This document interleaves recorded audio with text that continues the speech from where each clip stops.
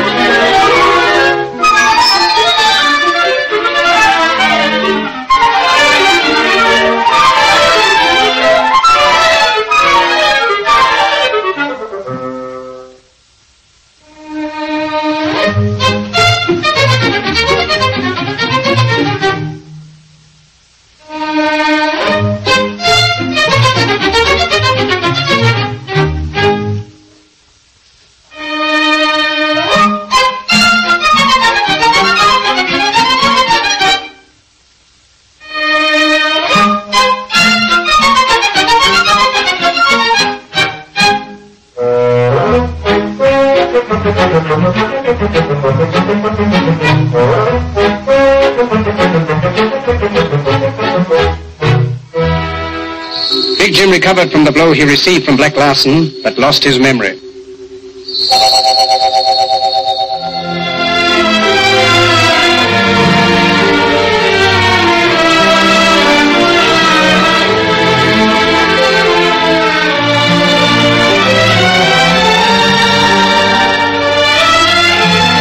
Hank's partner arrives. Both are ready to leave on a long expedition. Hank informs his partner that the little fellow is to look after the cabin while he's away.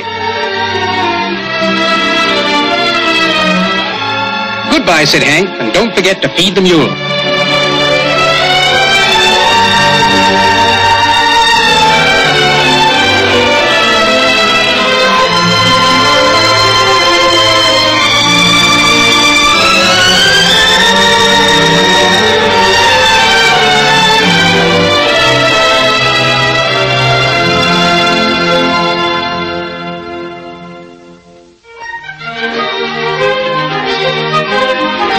Since that night in the dance hall, the little fellow had not seen Georgia, but an incident was to bring them together again.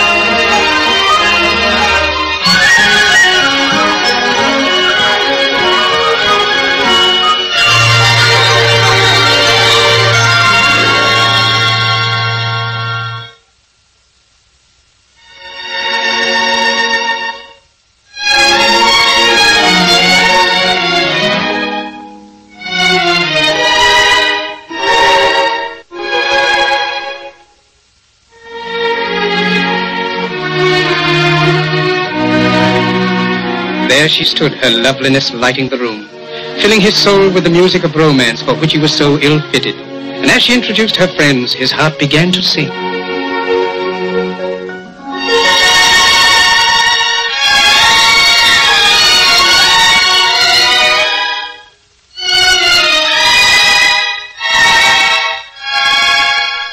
As they warmed themselves by the stove, he excused himself to get firewood.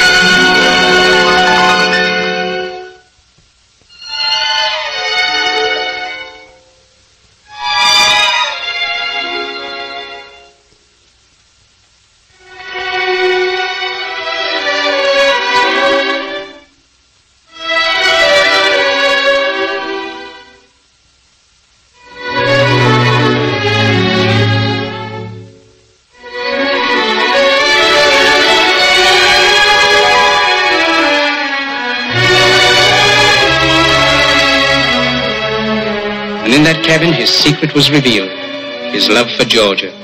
And the girls giggled and laughed, perhaps in order to hide their pity. But in the world of the dance hall, it wasn't wise for the girls to reveal their hearts. And so they thought they would have a little fun with him.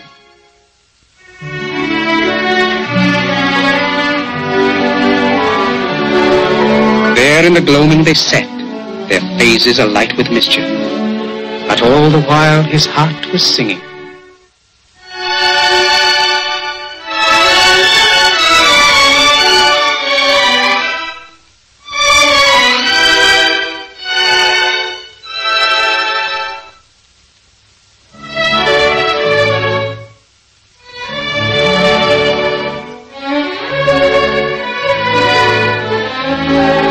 And so she fooled and flirted and stroked his hair.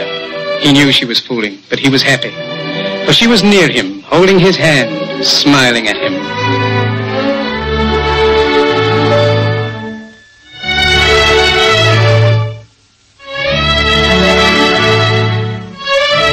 "A nice place you have here," said Georgia. "I hope you will invite us again." What if she were fooling? He was enjoying the warmth of her attention, and the lady was enjoying the warmth of his chair.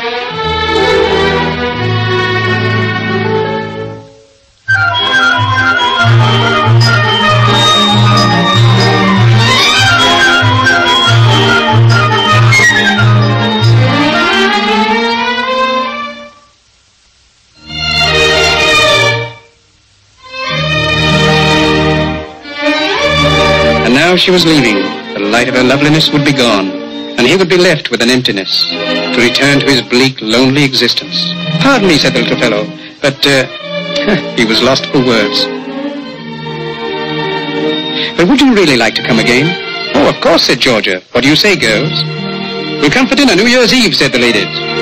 "Very well," said Georgia. "We'll come to dinner New Year's Eve."